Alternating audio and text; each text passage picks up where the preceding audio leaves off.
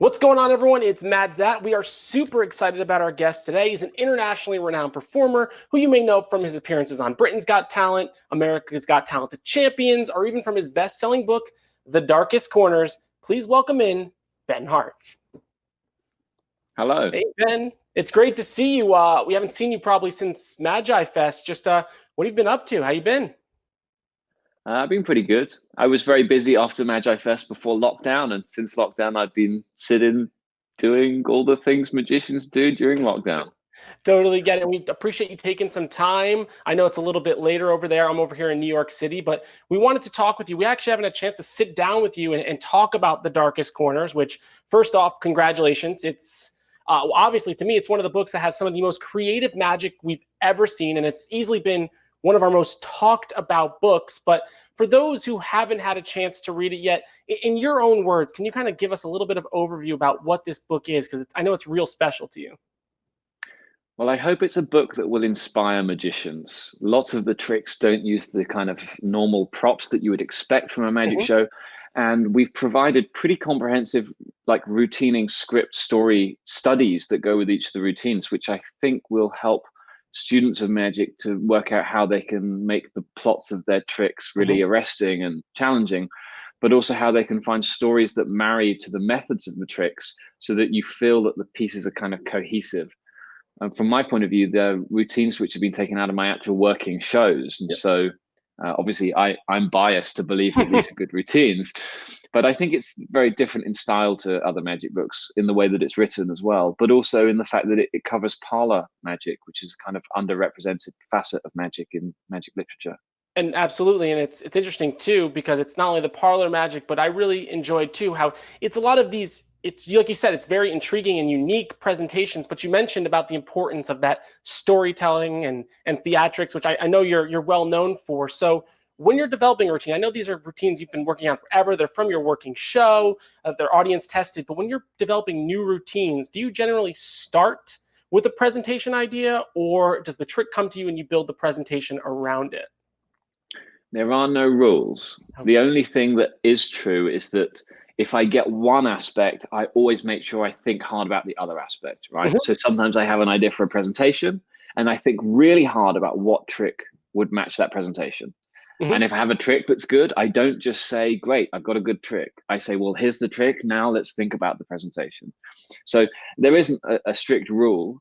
At the moment, I'm working lots on brand new tricks, but in the past I've taken classics and given them presentations. The important thing is to just really think about how you can make your trick, how you can sort of pimp the trick, how can you make it more interesting. And that's a perfect example, because like one of my favorite tricks, I know you have your signature trick incubation in there, but one of my favorite tricks, it's one I haven't heard discussed a lot, is actually the glitter bomb effect, which is your take. You said you've improved classics, and it's your take on the bank night. And the reason I really like that one too is because it gives more value to the presentation, but you also speak about, there's like a little intro to it, I believe it is, that talks about, the difference between surprise and suspense, which was a big takeaway for me, but was wondering if you just explain a little bit more about that for the people watching.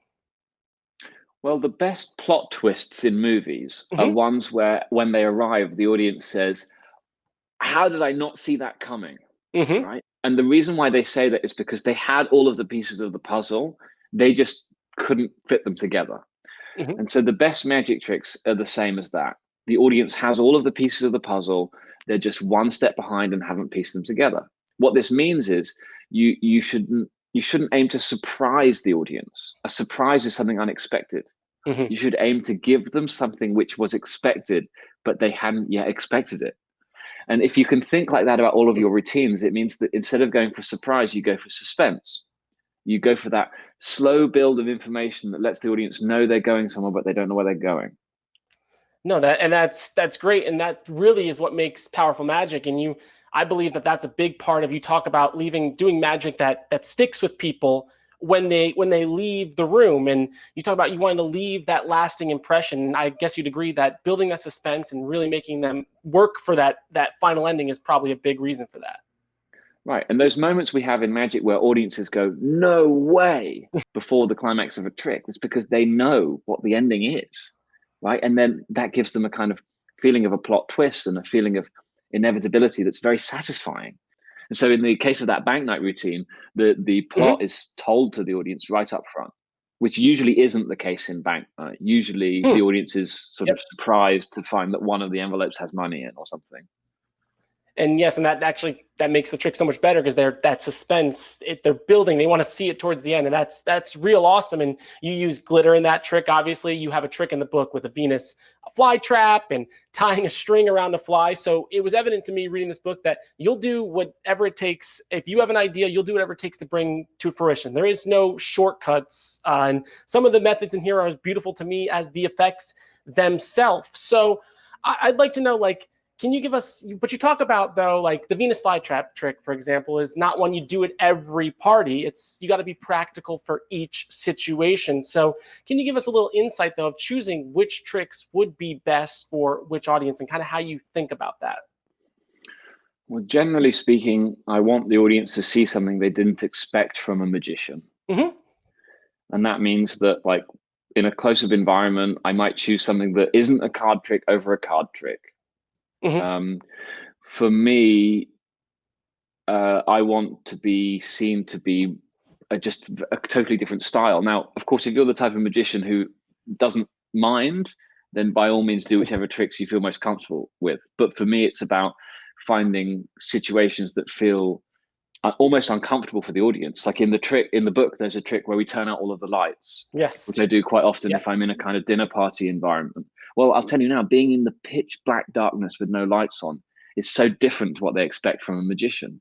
Likewise, turning up with a Venus flytrap to an event, it just seems very different.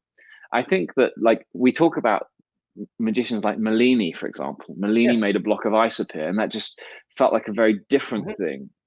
And so I think, generally speaking, if you're trying to choose material for different environments, choose the thing that sits worst in that environment. Like, for example, you could do the zigzag lady box trick in a restaurant and it would be amazing. That trick works surrounded. It can pack down and fit in a car. Like, it's the most inappropriate trick in some ways, but actually it's perfect. So think about how you can make your moments with the audience unforgettable. And I believe in that. That's the first trick in the book you mentioned about the turning the lights off. And you've said going, to someone's house and doing that. So you're in their house, controlling the environment, giving them in the dark, and you can kind of sit in the dark and can you kind of feel that uncomfortability and feel that suspense building. So you're kind of working to the environment there. Yeah, absolutely. And also there are no rules. In magic, we're told there are these rules because we're always taught about pack small, play big, or instant resets or whatever. But you don't need to do that. You don't need an instant reset, and it doesn't need to be practical. And if you only do it once, that one time might be the time that is remembered for the rest of that audience's lives. And that's cool because, I mean, you talk about too. That's funny because you talk about how there was a letter in there, and it was about how you were bending stuff for a bending routine. And you wouldn't get to do it, and you would give this letter to you made an experience that didn't even happen, but you made it in their minds. And I'll let you kind of explain that letter a little bit if you want to explain it in a few seconds so people understand. But you kind of made magic happen that never was even really done, which is super cool. Yeah. Well, I leave the evidence that I did something amazing behind, like a bent piece of glassware, but you could use other objects too. And then I send a letter to the venue manager or whatever, the event planner, explaining that I did some magic and I damaged some of their property and I'm very happy to pay for it. And it was because I'd done some magic, and that's great. I never did the trick. And I've done this many times because if I can leave a magical impression, even if I haven't done the trick, then that's perfect, right?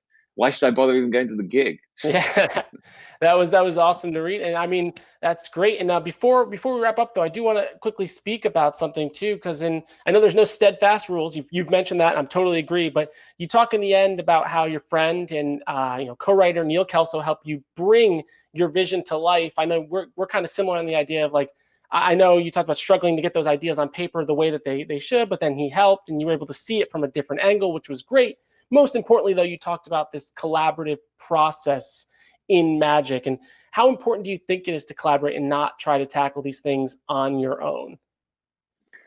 I think it's the most important thing. If you want to improve your magic, you should talk to your colleagues about it before it's even made. right? A lot of the time people show you a routine that's basically finished and they say, how can I improve this? And nobody wants to give you feedback because they're so worried they're going to have to pick everything apart. If you have an idea, say like, I got an idea for this trick, speak to people about it, because you never know. Somebody might have been there. Even today, I'm working on a new routine and I rang up my friend and I said, I just want to talk at you for a bit. That's awesome, and it's great. I totally agree with that. And it was cool. That the best part about hearing that too is that you do it in the beginning and also at the end. These are tricks you've done a million times that you were still able to see subtle nuances that maybe you didn't see because you take them for granted, which was it was super cool to see. But I appreciate you taking a moment to speak with us, Ben. It was totally awesome. I know you're a super busy guy, but if people want to come find you and come say hello, where should they do that? What are you up to? Where can they find you? They can find me on Instagram and Twitter and Facebook. Just search for Ben Hart, and I'm sure I'll pop up. And you'll bring it up. All right. Well, that's great. Hopefully we get to speak again soon. We look forward to seeing some new stuff from you, and you can enjoy the rest of your afternoon. Thank you very much. Good to chat. Good to chat. Thank you.